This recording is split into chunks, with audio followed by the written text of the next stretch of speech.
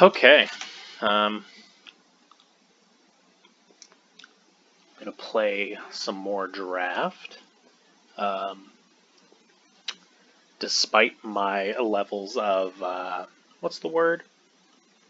Distaste that I expressed in that video that had no audio recorded. We're going to play Throne of Eldraine. I've heard that very recently the bots got an update. That'll hopefully make them make a little more sense. They've had a lot of issues with this format. I still don't think I'm enjoying this format as much as many other people. I think it might be even at its best. I just don't. This is going to sound bad because if you're a good player, you're supposed to like diversity of format, but I really don't like how aggro is really quite good in this format. Because if I had it my way, every game of Magic would be really slow and grindy. Which is probably why I've enjoyed a lot of the recent formats where white has been really bad and aggro has been like not a good deck to run. But that's okay. We got gems. The only thing we can use gems for are the current set, so we're not going to traditional draft anything else. So we're going to play some Eldraine with these new bots. Hopefully they are nice to us. Really going to try and focus on synergy. So, I'm going to, once I kind of make a few picks and I find a lane that I want to be in, or I think is open, I'm going to really start asking like every pick where I have some tougher choices or I'm picking between two good cards, I'm really going to ask, how does this work with the rest of our deck? And we're going to do our best to build as high synergy as possible because I've been saying it that Eldraine really pays you off for building synergy, but I don't think I'm very good at it. That last Selesnya deck was a kind of an example of that. I still hold that there just wasn't a lot of really good adventure cards, but if I would have paid attention to what's in my deck and noticed that, hey, you're running pretty light on adventures, considering you have 5 excellent adventure payoffs, maybe you should take that Garamrig Carver over a objectively better card. Maybe that deck would have done a little better. There was just bad luck all around that draft, but the point stands. So, also this is best of 3, so we'll see what we can do. But yeah, we'll buy in here, see if we can't finally break that 3-win mark and finally have like a draft that pays for itself. Have yet to do that in Eldraine, which is kind of frustrating. Alright, we aren't really starting things off with a bang. Not like any cards that are so insanely strong that I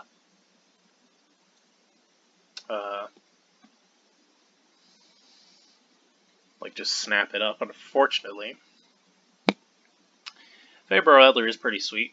I mean, if you're in Selesnya, 2 mana, a 3 mana 2/2 with Vigilance that taps for 2 mana is pretty sick. But it's 2 colors, so when we have cards like Order of Midnight or even Fierce Witchstalker in the pack that are just as good, we'll probably pass on the rare here, considering it is 2 colors. Now, looking at everything else, the Animating Fairy is good, but I want to pick this maybe later, like in a pack after I know I have a lot of, what's the word I'm looking for? Artifacts. It's totally serviceable, 2 mana or a 3 mana 2/2 flyer, but not something I'm excited about first picking. Order of Midnight is pretty good, but I actually think I like Fierce Witchstalker more. I think just on level it's a much stronger card. Order of Midnight has not really, I don't know. I played Order of Midnight a little bit, but it doesn't really, you kind of think that it's kind of like a Raised Dead, or what's it called? Kind of like a Gravedigger, but it doesn't seem to like work out that way all that often. I think the Fierce Witchstalker might actually be better, and I think I might take it here. Kind of crazy taking a common for your pick one when you have the most flexibility. Kind of unfortunate, but we'll take the Fierce Witchstalker here and we'll move on. Well, I'm pretty happy I took the first Witchstalker now. Trail of Crumbs is awesome. It's one of these cards where, you build around it and it's just crazy. I mean, every time you sack a food token, pay an extra 1 and then you can draw a card. That's awesome. And our first pick is a green card that makes a food. So already we're, happy about our first pick there. So we'll take this. Got a few good cards in the pack here. Sir Farron is pretty good. We currently have 2 green cards. It's a fine card in like mono green. And I might take it here because we currently are just kind of green right now.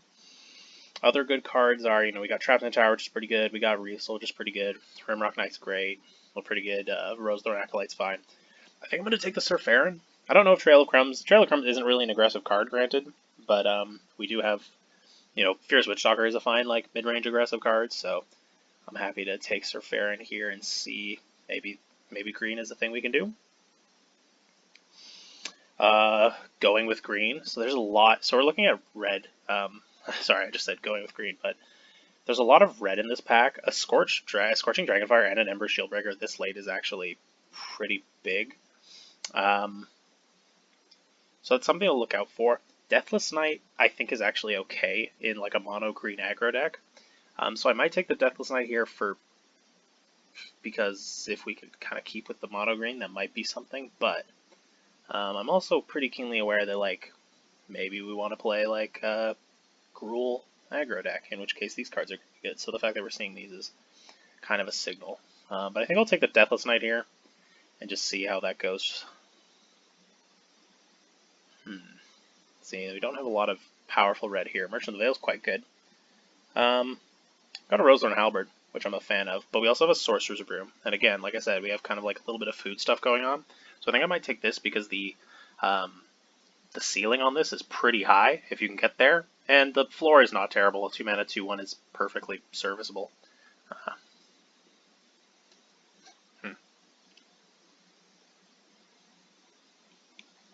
Got a couple late cards that are kind of interesting. Shepherd of the Flock is, of course, a very interesting late card to see. It's quite strong. Flutterfox is also a pretty good card. I'm not really feeling, other than maybe them taking, like, Merfolk Secretkeepers. I don't really actually feel like the bots are all that different so far. These packs just look totally, like, exactly the same as I've been seeing for a long time.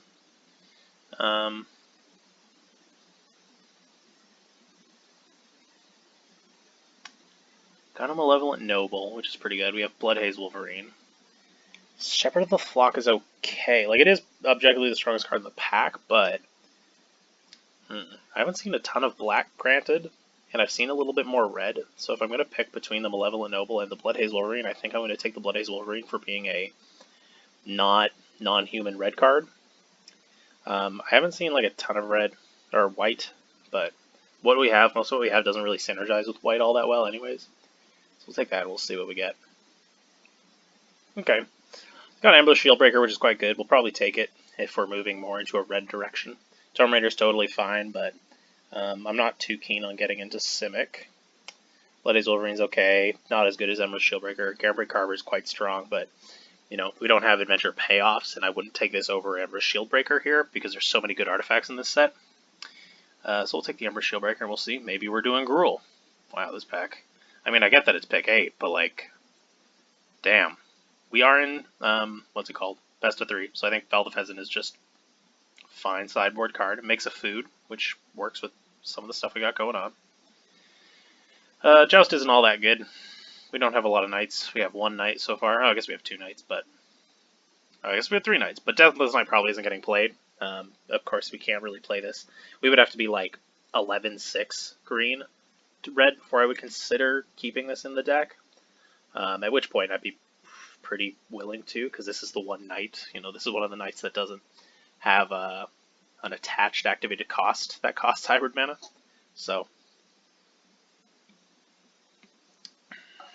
Reaper of Night. That's pretty late Reaper of Night. I like that card, but I don't think it's game-breaking. Considering we have 2 decent red cards, I think we're going to take the Raging Redcap here. If we get into non-humans, we'll be pretty happy about it, because usually you can put counters and stuff on these cards. Take the Ogre Errant for a Gruul sort of thing. We'll start the 7 Dwarves train. If we can get a few more 7 Dwarves, we'll be happy with that. So it looks like red, as I said, was open. That's our super late Rimrock Knight, so it looks like we read that correctly. And the Rosethorn Halberd tables, which is exciting. Blair House Town, not very exciting. Oh man, I wish black was the thing. It's a Piper of the Swarm. That card rules. There's like nothing in this pack for us. What a demoralizing pack.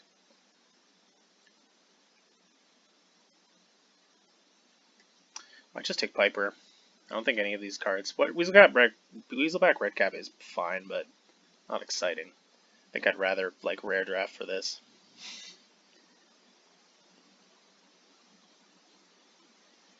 Okay, this pack is better already. We got another Fierce Witchstalker. I like the Fierce Witchstalker more than the Scorching Dragonfire. We have a few like bigger cards, so we can like get over things that a Scorching Dragonfire kills, and I think Fierce Witchstalker is probably just a little stronger. I like Rimrock Knight a lot, but I do really like Garenbrig Paladin. There's another Sorcerer's Boon, but I don't think we're really getting there on the food thing. Trail of Comes is probably still fine to play in the deck just by itself. Like if it's a 2-mana card that lets me later on sack food to draw a card, I think that's probably fine enough to still play. I really like Garenbrig Paladin. This card is like overperformed for me in a major way. This card like just wins games. I think I like it more than a Rimrock Knight, especially if red is open and we can probably get this later. I think we'll take the first Garenbrig here pretty happily. Alright, a lot of good stuff for us. I don't think Edgewall Innkeeper is actually that good for us. We have 2 adventure cards. I'm not too excited about a 1-mana 1/1 that draws us 2 cards if we get 2 of the 40 specific cards in our deck. What I am excited about is another Rimrock Knight. Unfortunately, Deathless Knight probably isn't on the table. As much as I would like to, you know, pick it and make that work for us. That is kind of late, but I mean, 4th pick. It doesn't seem like currently we're going to be playing the like a very deep green deck, unfortunately. Speaking of which, sorry, Safarian, you're probably actually not good enough. So I think we're just going to take the Rimrock Knight here. Burning our Trainer is probably actually good enough, because red just tends to have Knights. Just because, like, we have an Ember Shieldbreaker, we got Rimrock Knights, we got Goblin Knights, we got our Raging Redcap, our Ogre Errant. Deathless Knight probably isn't going to make it. Garenbrig Paladin. Like, this card is quite good in our deck. The second best card in the pack is Bargain for us, probably, but this card kind of does a similar thing to Bargain, but also puts a creature into play. So, I'm going to take it, and I think it works quite well in our deck. As a late Wandermare, looks like no one at the table is playing those colors. Speaking of, well, we have literally nothing for us except the sideboard card. I don't really like Fling all that much. I think we'd rather have a sideboard card in case we go up against a Flyers deck. Or no more Commander, huh?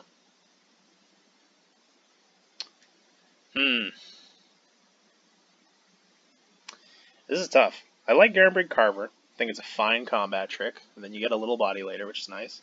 Merchant of the Veil is quite good. The ability to rummage is like very noteworthy.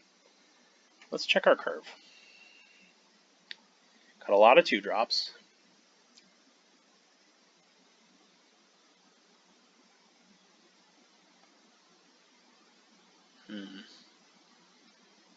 Merchant of the Veil is pretty nice. We're not like super glutted at like 3+, so like this card coming down on 3 is not, you know, paying 3 mana for this card is not the end of the world. And then also, you know, as an aggro deck, sometimes you flood out and you want something to do with your mana, and that can be pretty good. So I think 1 Merchant of the Veil is quite strong.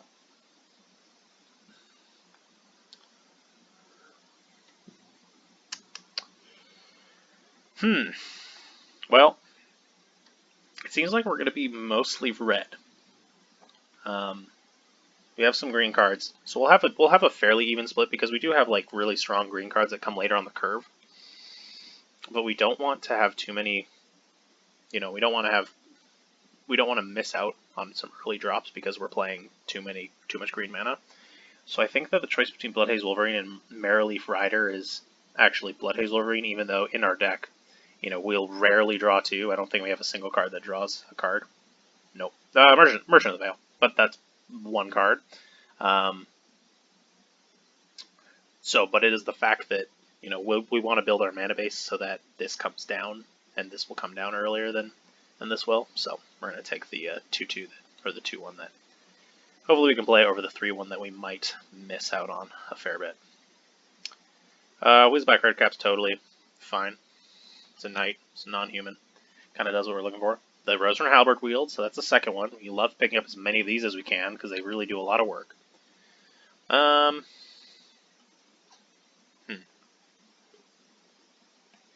We already have one way to, like, draw. And the Rosethorn Acolyte might help us get out these, like, you know, if we are in a situation where we only have 1 green mana, it'll be really nice to be able to play that so that we can play these cards. I think we're going to take the Rosethorn Acolyte here, just because I think I'll miss it a lot more than Thrill of Possibility, potentially. But these are pretty close. Oh, there's another one. I guess I made the wrong choice. How many 4-dots we got? Overearn is pretty nice.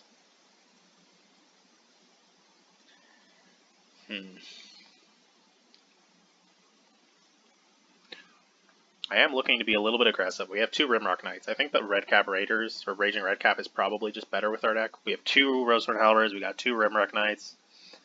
We have Burning Yard Trainer. Sure, this gives menace to our other knights, but like I think the Raging Redcap does more with what our deck, or works better with what our deck does. I think we'll pick that up here. Nice, a Bargain, like to see that, and a garbage uncommon. Huh. Ironcrag Pyromancer is pretty good. We have a whole pack to pick up, like maybe another Merchant of the Veil and maybe 1 copy of Thrill of Possibility. This card is bonkers. It's like a must-kill card because our opponent doesn't want to have like free lightning bolts get hit. It doesn't want to get hit by free lightning bolts. It might get cut if we can't like put the cards in that activate it. But I mean, like, we just have 2 Bloodhaze Wolverines and, like, you know, Merchant of the Veil. Adding this gives us like a very mini, like small mini package of like we want to draw extra cards, which is fine. You know, you don't have to bolt things for free too many times for this to be insane. So I think we will take it here, and then if we will start kind of evaluating like Merchant of the Veil a little bit higher, yeah, and then same with like a Thrill of Possibility. Second, back-to-back Conrads. Man, that's pretty sick. I mean, our deck is looking pretty good, but I mean, if you ask me if I want to play a Gruul deck or if I want to play like a green-black attrition deck, I'm always going to take the attrition deck every time. It's a shame that like the signals didn't work out that way, because the cards we opened we had some really insanely strong black cards. Red Cat Melee is also, speaking of insanely strong cards, this is a totally main deckable this is a totally main deckable color hosing card. You totally play this. I mean, like, this kills so many important things. And if they're red, that's really great. But usually you're probably fine in our deck to sacrifice a land as well, so check that synergy with Sorcerer's Broom, though. This will probably get cut because we'll probably not be running enough mana to really make it worthwhile, and we have a lot of good stuff at the 2-drop slot. Well, we'll see. But definitely the pick here is Red Cat Melee. Revenge of Ravens? Come on, man. Lucky Clover is quite good, but we don't have a ton of adventures. Like, we can double kill an artifact, but that could potentially backfire if they only have 1 artifact, because then we have to kill our Unlucky Clover. It's really good with Rimrock Knight, but 2 Rimrock Knights alone. It's okay with Merchant of the Veil. I mean, we can totally, you know, with the Lucky Clover, we can trigger our draw 2s on our opponent's turn. The Ritual is fine, not super busted in our deck, because we're not, like, trying to ramp out huge threats. I think I'd probably just be happier with another copy of Rimrock Knight, but maybe Scorching Dragonfire I should take, because I'm a little light on any sort of real removal. We have the Red Cat Melee to kill opponent's stuff with. We have the Ironcrag Pyromancer is kind of like a little bit janky in our deck to kill with. Yeah, this might wheel. This probably won't, and this we kind of need this fairly badly, so we're going to take the Scorching Dragonfire here. Well, that feels really good. Okay, so the Gruul hybrid card, a 4-mana 5/5 that can't be blocked by Knights or Walls, and Knights is a totally relevant archetype. That sounds good to me. I will take that over Merchant of the Veil, as much as, I want to rate cards that can activate our Pyromancer a little higher. I'm not going to go out of my way to pass up extremely good cards. Now, I know what I said just now makes it sound like I've gone back on my, we're going to play Synergy, but the Merchant of the Veil and Ironcrag Pyromancer package isn't like the synergy of the Gruul colors, but playing big, aggressive non-humans is. So. Another Deathless Knight. Man, I wish I could have got there on green-black food. That would have been crazy. Oh well. I'll take the Garebreak Carver here because it's a great combat trick, which works really well with our aggressive strategy. Oh, yes. Okay, Ferocity of the Wilds is pretty good. So Searing Barrage is really good, and I'm sad that I'm going to pass this up. But I think that Ferocity of the Wilds is just really good. We have a lot of non-humans. Now, looking at our stuff right now, we got 1, 2, 3, 4, 5, 6. So only have one of you. You're probably not good enough. 7, 8, 9, 10, 11, 12, 13, 14. They got 14 non-humans. Giving those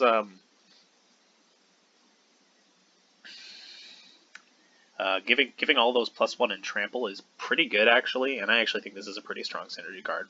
Passing up on Searing Barrage is pretty rough. I'm not sure if this is the right call, though. But, I think that we'll be a lot happier with, Ferocity of the Wilds giving, these already have Trample granted, but, Ogre Errant Trample, Rampart Smasher Trample, Garenbreak Paladin Trample, and more power. We're trying to kill our opponent. We're trying to be fairly aggressive with our opponent, and I think that this is going to be a good way to push damage through. That might not be the correct choice, but another Rosethorn Halberd is totally fine, especially, like I said, pumping our creatures is a good way for us to do well in with this deck. Oh, another Ferocity of the Wilds. Well, I kind of wish I would have taken the what's called the Searing Barrage now, because I would have rather had one Ferocity of the Wilds and one Searing Barrage, but because I saw these in the other order, I'll take the second Ferocity of the Wilds, and I'll totally play it, or I'll see if I can play it. Not totally sure. Blood Haze Wolverine. Okay, so we didn't take. 2 of G-Pro's pretty good, but I think I want the sideboard hate we have. Well, Gingerbrute. Gingerbrute Rosethorn is kind of a nuts combo. I might actually take that. That might be better for us. I don't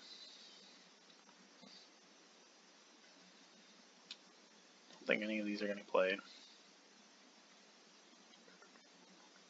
Take the Return to Nature. There we go. See? Got the sideboard hate a little late. We got something. More. Boy. Heaven forbid our opponents have flyers. Oh, what did I... Oh, right, I took that Piper because there was just nothing good in the pack.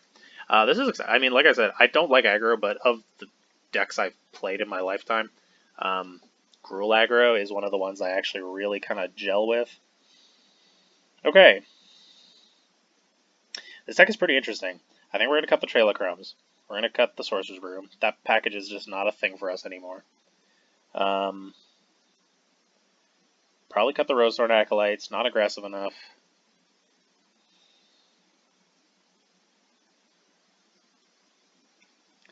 Do we have enough? We only have Merchant of the Veil. We passed on one other Merchant of the Veil. I do think that actually the Ironcrag Pyromancer and the Merchant of the Veil are not good enough because we are just kind of... We're trying to be really aggressive. We want to be playing, we want to be really aggressive in the early game, and then if we go slightly later, we want to have big creatures that we then Ferocity of the Wilds to just completely dominate the game with.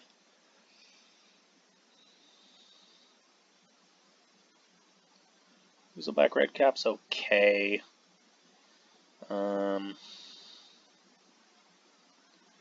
Probably fine. It's probably better than the third Blood Haze Wolverine if I'm cutting from here. Garenbreak Carver is pretty good. Is our deck better if we make it mono red? Probably not, because we have to take out 1, 2, 3, 4, 5, 6, 7 cards, and all 7 of those cards are extremely good. Well, this is the weakest card, but it's still good. Maybe Guaranteed Carver is too weak. But also I'm thinking of it kind of here. Shouldn't be thinking of it. Is Ogre Errant good enough? I mean, Ogre Errant does give some stuff like Menace, and if we put if we have like a Rosethorn Halberd Raging Redcap that has Menace, that's pretty crazy. But if it has Trample, that's already kind of crazy enough. Burning Our Trainer just works with quite a few cards. Let's see, 1, 2, 3, 4, 5. Nah, okay, 5 isn't very many. It might be the Burning Our Trainer. There's only 5 other targets in the deck that it hits, and we want to keep the curve low as we can. Granted, I mean, these are, you probably couldn't pick, many better targets to give +2/+2 and then Trample. But if this comes down without a Knight in play, it's quite bad. 5 mana, 3/3 Trample Haste is not what you want. And if all we have are 1, 2, 3, 4, 5, 6, I guess 7, although this is kind of the last thing that we want to give Trample to. Maybe I like this more than I like the Weaselback Redcap. We are kind of mid-rangey. This card is fine, but we're also a little bit of a, again, mid-rangey aggro deck. We have a lot of good cards up here in the 3 and 4 range, 3, 4, and 5 range. Weaselback Redcap is pretty good if on turn 4 you're at a point where you're just well, I cast 1 spell and I can pump with the other 2 mana. But the thing is, this will probably get quickly outclassed, and we'll be pouring our mana into casting spells. So maybe it's not that good.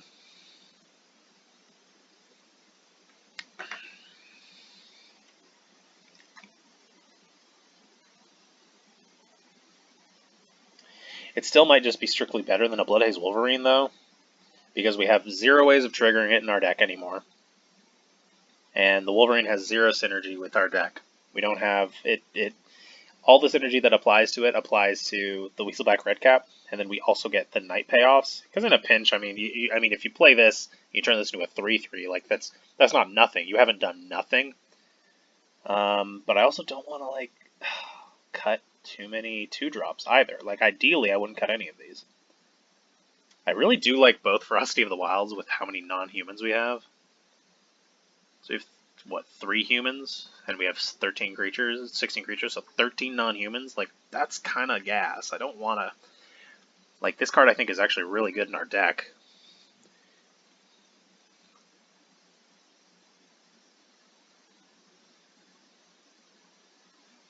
Maybe it is Ogre Errant. I want to cut something big here, but I like both of these, especially with our deck. I like both of these. I like both of these. Although, because I'm still considering the double pip green and also the adamant green because we have Rosethorn Halberds and we don't want to not be able to play those early. So we are probably going to have to run a 10-7 split all the same. Guaranteed Carver. Guaranteed Carver a bit kind of meh. How many ways do we have to pump? We have our 3 Rosethorn Halberds, we got our Barge in, we have our Rimrock Knights. We got these. I mean, granted, this is instant speed, and it buffs toughness, which could be, good for blowing out. Huh. Maybe I just cut a forest from this deck.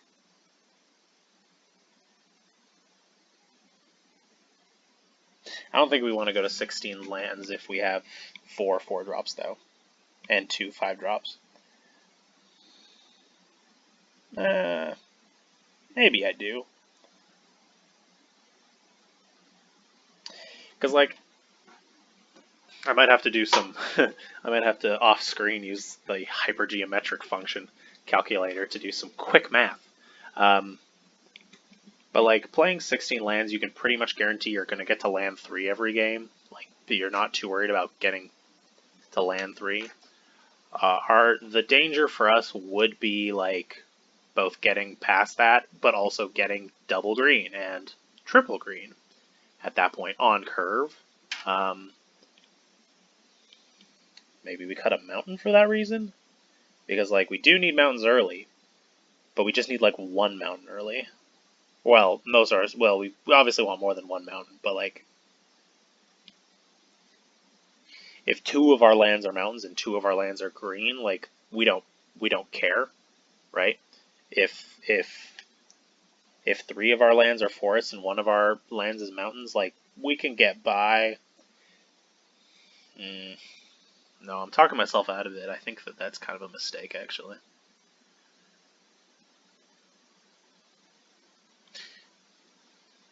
I'm gonna cut this for now. I'm gonna do some quick math.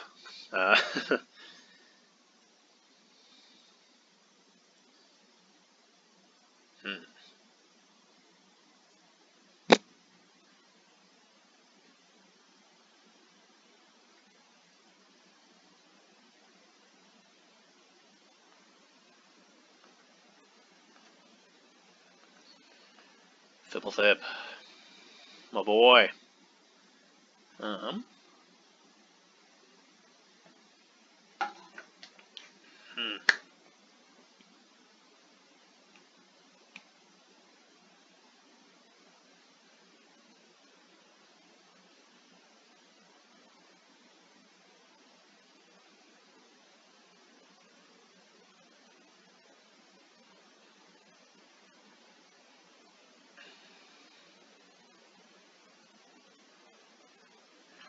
Maybe it is this. I'm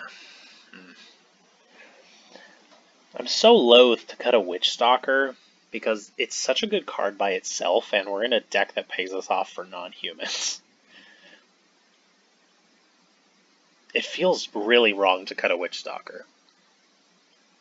Plus, if we cut a Witch Stalker, then we also lose the incentive to run, because I was thinking cut a Witch Stalker, put a land back in, but cutting a Witch Stalker removes the need to run like 16 or 17 lands, which is our current struggle.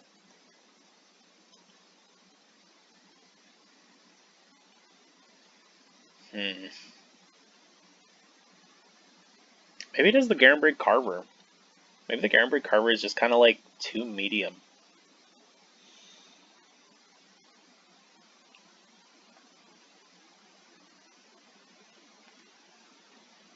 Oh my gosh. Just do this instead. There. That feels okay. Like, hopefully we're like on the aggressive so much that like that doesn't hurt us too bad. And again, like, I don't know. We will probably go like 10-7 still. Maybe not. Maybe.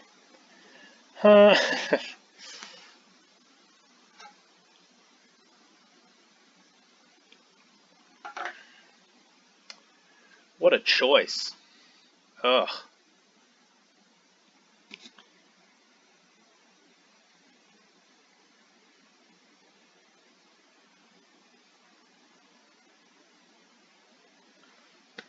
I'm going to run some calculations on what happens in the two scenarios where I go to 16 lands, but if I have 8 of each, or if I go 8 and 7, or sorry, 9 and 7.